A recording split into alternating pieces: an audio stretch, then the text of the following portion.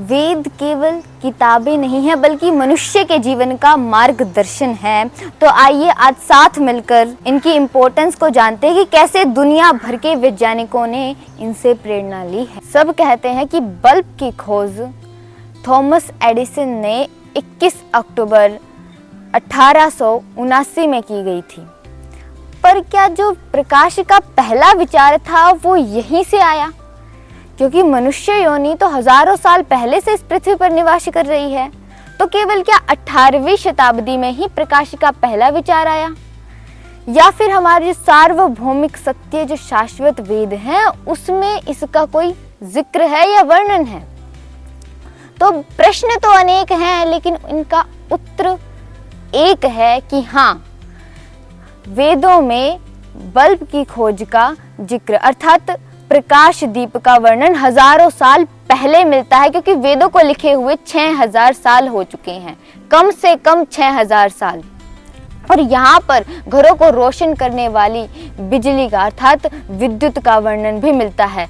तो यानी बात खोज से नहीं, ज्ञान की निरंतरता से आरंभ होती है और इसके हमारे पास प्रमाण भी हैं। तो इसका पहला प्रमाण मैं देना चाहूंगी अथर्ववेद के पहले अध्याय के 7वें सूक्त का तीसरा मंत्र, जो कि है शन्नः इंद्रः शिवः शखश्वदः गोमद्वमा उरुधारेव दोहते। अर्थात विद्युत को एक शांति प्रिय मित्र कहा गया है, जो हमारी मशीनों को शक्ति देती है, खेतों में मदद करती है, घरों को रोशन करती है और साथ ही साथ अनेक धाराओं में बहकर समृद्धि भी लाती है। तार से लेकर मैग्नेटिज्म तक सबका उल्लेख वेदों में मिलता है और इसका प्रमाण मैं एक श्लोक के माध्यम से देना चाहूंगी, जो अथर्ववेद के चौथे अध्याय के 37वें सूक्त का चौथा मंत्र है, जो इस प्रकार है। त्वाम निभि निर्मनो देव वितायो भूरिणे वित्रा हर्यशवाह हंसी चश व्याप्या दाभताय सुहंतु त्वाम निदशुम चुमुरिधुनि चश व्याप्यो दाभेताय सुहंतु। अर्थात हाई वोल्टेज वाली विद्युत धाराएं विद्युत तारों द्वारा सुरक्षित की जाती हैं, उन सब का वर्णन भी वेदों में मिलता है। तो इस आधार पर हम कह सकते हैं that Alessandro Volta did not discover voltage in 18th century।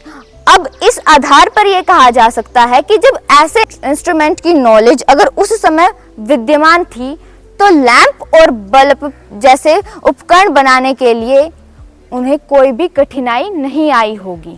Bulb को बनाने में या फिर इसकी प्रकाश को विद्यमान रखने के लिए गैस भी एक जरूरी घटक है, और इसका प्रमाण ऋग्वेद के पहले अध्याय के 2 सूक्त के 7वें मंत्र में है, जो कि इस प्रकार है। मित्रम हुए पूत दक्षम वरुणाम च ऋषाशम धियम धृताचिम साधनता।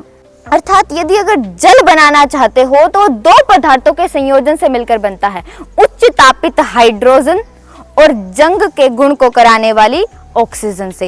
यानी hydrogen and oxygen is combined to form water. और यहाँ से एक चीज और स्पष्ट होती है, यहाँ से ऑक्सीजन के जंग कराने का गुण स्पष्ट होता है। एक और महत्वपूर्ण मंत्र जो बताता है कि बिजली की विराट शक्ति कितनी है, वो महत्वपूर्ण मंत्र अथर्ववेद के पहले अध्याय के 7वें सूक्त का 2 मंत्र है, जो कि इस प्रकार है।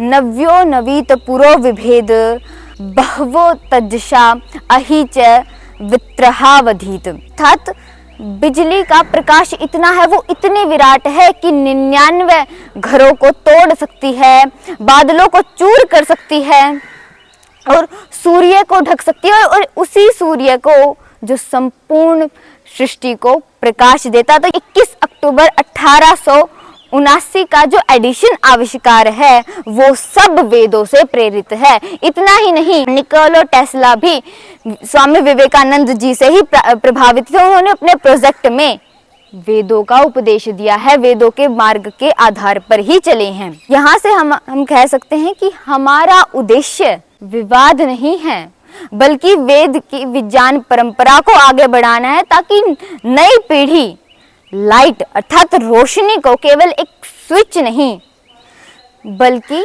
संस्कार की तरह उसे महसूस करे। धन्यवाद।